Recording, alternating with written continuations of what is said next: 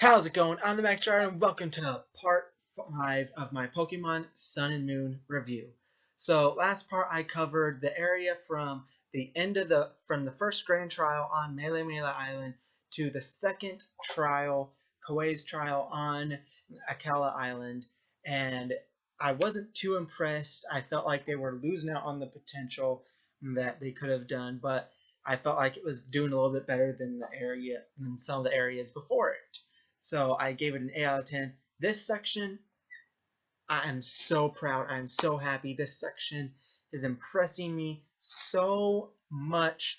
So this time I'm going to be covering the area right after Kiawe's trial, all the way through to getting to the third island, Ula Island.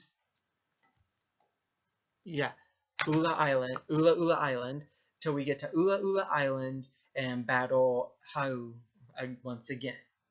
And man, this section is just amazing. Like all this hidden potential, it's just, I'm gonna get right into it. So immediately after Kiawe's trial's over, we go through a tunnel, and at the other end of the tunnel, we take a few steps, and who do we meet? It's just, oh man, people, so much potential, so much more potential introduced, because it's a familiar face that we meet. It's Chorus. Yep, bad guy from Pokemon Black and White 2. He's one of my favorite villains Pokemon's had ever. Like he just has so much potential. I mean, I'm glad that he's in this. I hope that he's just not making a cameo appearance. I want him to be in this game more. I think that he might be involved with the Aether Foundation. I'm not sure, because Aether Foundation is all about protecting Pokemon. He's all about bringing out their potential. So who knows? I'm curious to find out where he fits into the story. I hope he fits in. I hope it wasn't just, oh, we're gonna throw him in this just to get people even more hyped. But I hope that we see more of Chorus, because there's so much potential with him. So this section's definitely getting points for that. After that, we go to Mallow's trial. And Mallow's trial, they're starting to follow through with what I expected when they introduced the trials and said that they were getting rid of gyms, and they're saying trials. I mean, with the trials, there's so much potential to do more, do something different than just playing battles. And in this trial, yes, it's Pokemon, so it's going to be battles. But for the first trial, you had hunting down 3 Pokemon. Second trial, you just had battling the totem Pokemon. Third trial, you had analyzing these dances and finding the differences, the very subtle differences. And then in this trial, Mallow had us searching for ingredients to make the Mallow Special. Yep, to make the Mallow Special and attract the totem Pokemon, while having battles here and there in the trial as well, while collecting the ingredients, and then the battle against the totem Pokemon. Not to mention, we also get to see Lana and Kiawe show up, and they bring supplies to help make the Mallow Special. And I just like seeing those two again, as much as I dislike Lana, but it was great to see Kiawe. Like the facial expressions and just his goofiness, like he comes off, you see him and you think, oh, this is just a serious character, but he can actually be very goofy. I like it. Like you just see his expression when the totem Pokemon comes marching up behind you, slowly marching up behind you. It's like, oh crap! You see the terror, kind of like a shock and terror in his eyes, like he's kind of peeing his pants right there. But anyways, so we do the 4th trial. I'm giving points for that trial as well, because the trial it's not just a plain battle. We had to also use Stoutland. Another thing, last section I thought like they didn't do Stoutland good enough. They didn't do justice, because they didn't explain to how you're supposed to really use Stoutland. They're just like, hey, here's Stoutland. He hunts out stuff for you, hidden items. So use him. Well, now we had to use Stoutland for this trial. You had to use him. And Mallow explains a little bit more of how to use him, but still not enough to the point where I think younger kids would still be a little bit confused on how to use him if they didn't know how to use him by now at this point. But anyways, I was glad that we used him, because it's like, if you don't know how to use Stoutland, then the only way to learn how to use him is by using him. and the more you use him, the better you'll get at using him. So I'm glad. I really like this trial. It had to get points because not only was it a fun, innovative trial, but we also had to use Stoutland to find the items in order to make this Mallow special. After that, we were sent on down to a research center where they research alternate dimensions. Which Pokemon's been fairly big on alternate dimensions in the past. You have 4th gen where they have the distortion dimension. 5th gen, the dream world, dream dimension. They actually reference that in this. The dream world, although in the past it was just called a world. Now it's actually a separate dimension. And now we have the Ultra Dimension, where these new creatures called Ultra Beasts come from. Okay, I'm sorry. One of my friends messaged me. I had to take the message real quick. But as I was saying about the Ultra Beasts, I'm excited. There's so much potential for the Ultra Beasts. In this section, they introduce a lot of potential with Chorus, Ultra Beasts, Ultra Dimension, and then we have the Aether Foundation, which I am pretty sure are like the secret bad guys of this. I mean, you get that by seeing this evil look on the president of the Aether Foundation's face. Like after she sees the Ultra Beast, you just see this evil grin across her face. Her eyes kind of cloud over, get a little dark, and whenever that happens in anime and manga, you know that that person has evil intent. And so I'm excited. They're masquerading as good guys, and I'm pretty certain they're bad guys. They're supposed to be saving and protecting Pokemon, when really they're probably just gathering up Pokemon for just to like start a war or something. Who knows? I mean, no one ever imagined back in Gen 6 that they were gonna launch a beam into the sky and try to wipe out the whole Kalos region.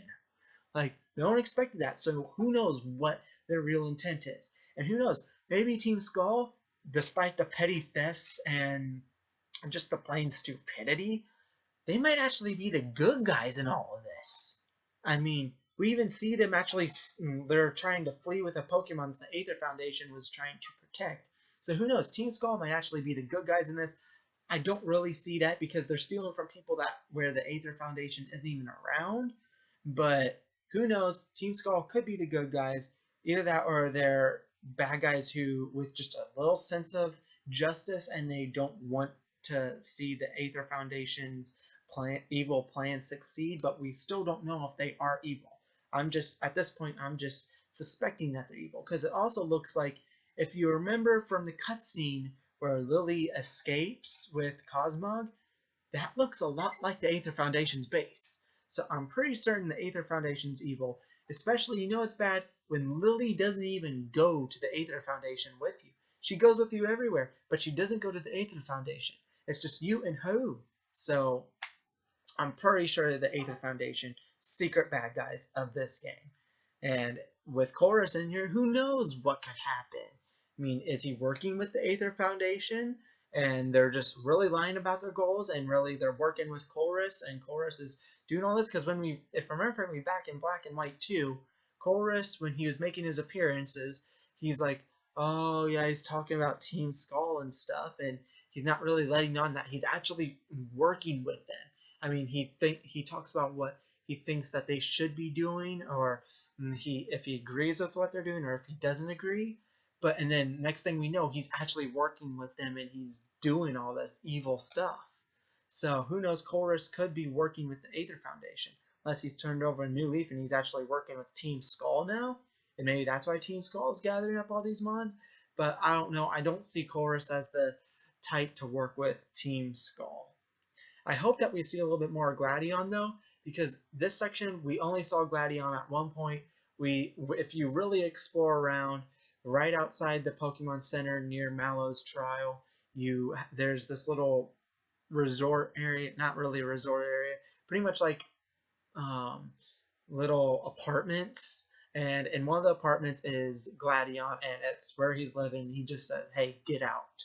So I hope we see a little bit more of him, because he has another thing with a lot of potential. I hope they follow through on. I mean, they have Gladion with potential, they have potential with Chorus, Aether Foundation potential, and I'm going to give a little potential for Team Skull. because that's so much potential, and if they don't follow through with all of it, like they're just now starting to really follow through with it on the trial challenges, but if they continue to not follow through with it, this is just going to be a wasted games for me. Games that I'm not really going to want to play, or I might play just to every now and then, but I'm never going to want to replay the story just because they've wasted all this potential. But we also meet our first Ultra Beast in this, and we actually battle the Ultra Beast. And the Ultra Beast bears a striking resemblance to one Lily. Like, it looks a lot like her. It does. It looks a lot like her. Who knows? But the thing was, it wanted to fight you. But at this point in the game, we also find out that Lily's starting to change a little bit herself, to the point where she's accepting like Pokemon battles, and she actually is starting to think about being a trainer.